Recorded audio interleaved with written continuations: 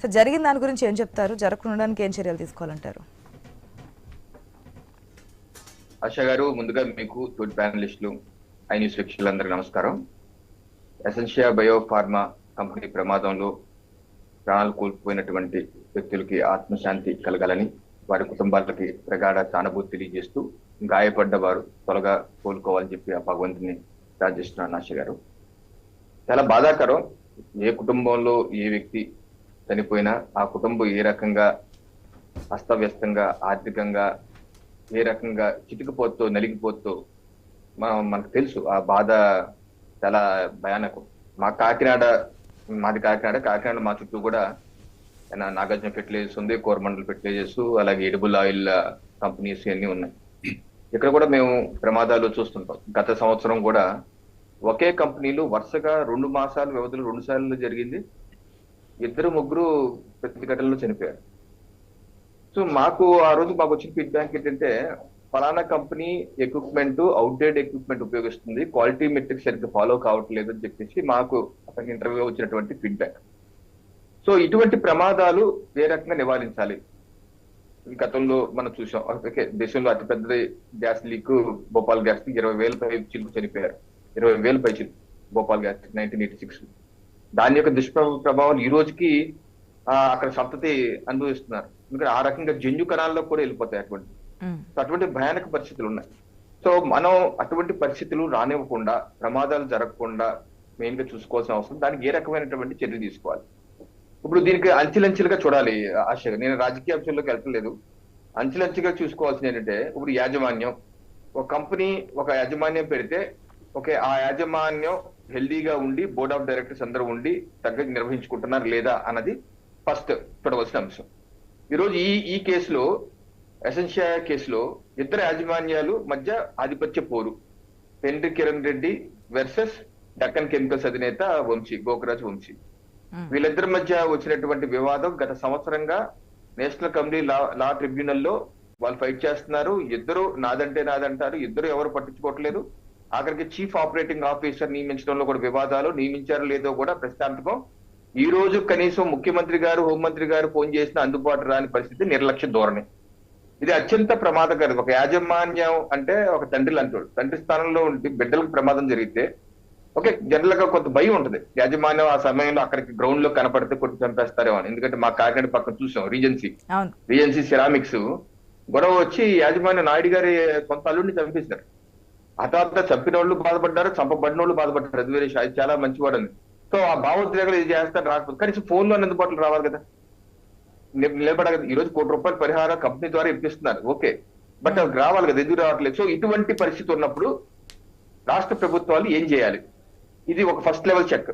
మనం జనరల్ గా గొడవలు ఉన్నప్పుడు ఆర్బిట్రేటర్ నియమించి తాత్కాలికంగా కంపెనీ ఆపరేషన్స్, కోర్టు కూడా ఉంది, మీరు ఇలా గొడవ పడతా కూర్చుంటే కంపెనీ ఆపరేషన్స్ ఎవరు చూస్తారు, రేపు ప్రమాదం జరిగితే ఎవరి బాధ్యత, కోర్టు కూడా ఉంది. ఇందాక నేను ఆన్లైన్ లో చూశాను, అందుకే చెప్తున్నాను.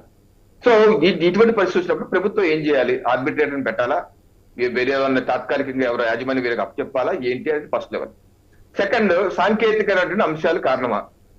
సాంకేతిక అంశాలంటే day to day company run చేస్తున్నప్పుడు వివిధ solvents, chemicals, operators, equipment use చేస్తారు. ఆ ఎక్విప్మెంట్ మాల్ ఫంక్షనింగ్ అయిందా, సరైన ఎక్విప్మెంట్ పెట్టారు లేదా, లేటెస్ట్ ఎక్విప్మెంట్ ఉందా లేదా, ప్రొసీజర్స్ ఫాలో అయ్యారా లేదా, సేఫ్టీ నామ్స్, సేఫ్టీ ఆడిట్ ఉంది, సేఫ్టీ ఆడిట్ చేశారా లేదా, ఇవన్నీ ఉంటాయి. సో దీన్ని చెక్ చేసుకోవాల్సిన బాధ్యత, సాంకేతిక అంశాలు చేసుకోవాల్సిన బాధ్యత అందరి మీద ఉంది. యాజమాన్యం మీద ఉంది, టెక్నీషియన్స్ మీద ఉంది, ప్రభుత్వం మీద కూడా ఉంది. ఫ్యాక్టరీ డిస్ట్రిక్ట్ ఇన్స్పెక్టర్లు ఉంటారు. ఇప్పుడు ఉదాహరణ ఈ కేసులో చూస్తే సేఫ్టీ ఆడిట్, పవన్ కళ్యాణ్ గారు కూడా చెప్పింది ఏంటంటే ప్రతి సంవత్సరం సేఫ్టీ ఆడిట్ జరిపించాలన్నారు. ఈ కేసులో అయితే 2020లో చేశారు సేఫ్టీ ఆడిట్, 2021లో చేశారు, 2023లో చేశారు, ఆగస్టు 2023లో కూడా చేశారు సేఫ్టీ ఆడిట్. సేఫ్టీ ఆడిట్ లో 10 సూచనలు చేశారు. ఆ సూచనలో ఇప్పుడు ఏదైతే ఎంటీబీఈ లీక్ పైప్ లోకి వెళ్ళి, పైప్ నుంచి బర్స్ట్ అయ్యి బయటకు వచ్చి అట్మాస్ఫియర్ తో రియాక్ట్ అయ్యి బ్లాస్ట్ అయింది. సో ఆ పైపు నాసిరకంగా ఉంది, దానికి ఇంకా రీఎన్ఫోర్స్మెంట్ చేయాలని రికమెండేషన్స్ ఉన్నాయని చెప్పి వస్తుంది. మరి నిజమే అయితే, ఆ సేఫ్టీ ఆడిట్ లో వచ్చిన అంశాలు నిజమే అయితే, దాన్ని అమలు చేయాల్సింది ఎవరు? యాజమాన్యం అమలు చేయాలి, సాంకేతిక సిబ్బంది అమలు చేయాలి. అమలు చేశారు లేదా చూడవలసింది ప్రభుత్వం చూడాలి. సో ఇక అందరూ ఫెయిల్ అయినట్టే కదా. ఒకవేళ జరగకపోతే, సేఫ్టీ ఆడిట్ రికమెండ్ చేయకపోతే రేపు విచారణలో తేలుతు బయట వీళ్ళందరూ మరి రెస్పాన్సిబుల్. సో ఇంతమంది స్టేక్ హోల్డర్స్ ఉన్నారు. సో అది సాంకేతిక అంశాలు. మూడోది మానవ తప్పిదాలు.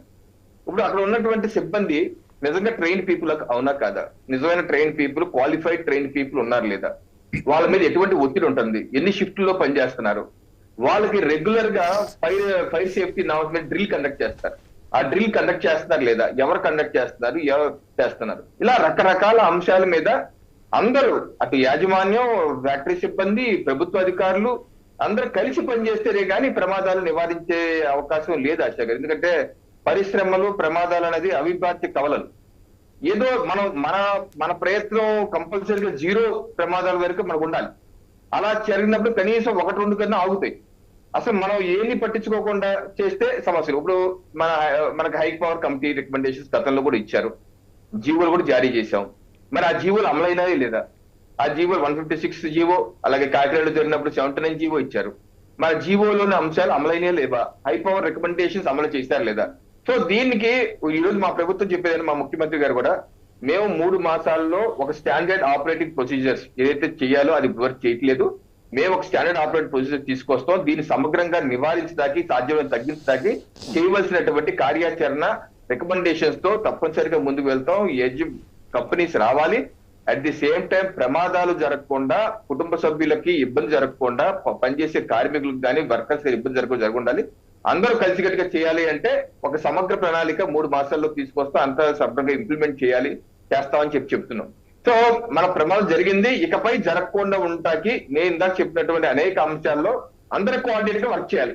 దీనిలో ఇందాక రామ్మోహన్ గారు చెప్పినట్టు అవినీతి చేతులు మారటం మన దశాబ్దాల కాలంగా చూస్తున్నాం. ఏ ఫ్యాక్టరీ పెడదామన్నా, నేను పెడదామన్నా, గతంలో పెడదామన్నా